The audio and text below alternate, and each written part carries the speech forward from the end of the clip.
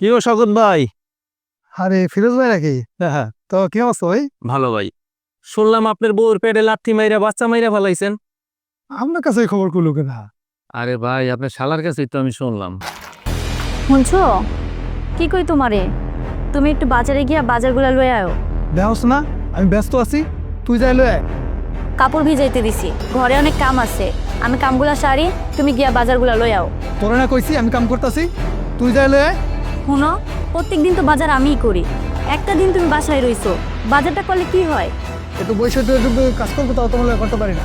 হ্যাঁ, আমি দেখতাছি তো তুমি কি কামটা করতাছো। মোবাইল লইয়া নাঙ্গের লগে কথা কইতাছো। আর একটু কামের কথা কইছি, সেটা তুমি পারবা না। আমি যে কত দুঃখে আছি আর কত যন্ত্রণায় আছি, একমাত্র আমার আল্লাহই জানে। হাই মাগি হাই, কি করলি তুই? আমি লাগে লাগে কত কই? যেটা সত্য আমি হইরাই কইছি। কি করলি তুই? আমি তোরে খাওয়াই, আমি তোরে পড়াই, আমি কি করি সেটার তুই খায় না কর। আগে ব্যথা পাই পারো। আমি খাইয়ে ফেলাম।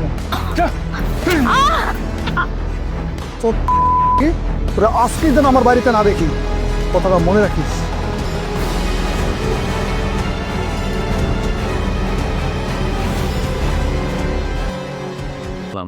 ওরে তো আমি কষ্ট রাখি না, আর ওরকে আমি ভাত খাবার কম দেই কন। হের পরে ভাই আমার পেছনে উল্টা পাল্টা কথা কয়, এর লিগে ভাই রাগের মাথা ধরে একটা মারি দিছি।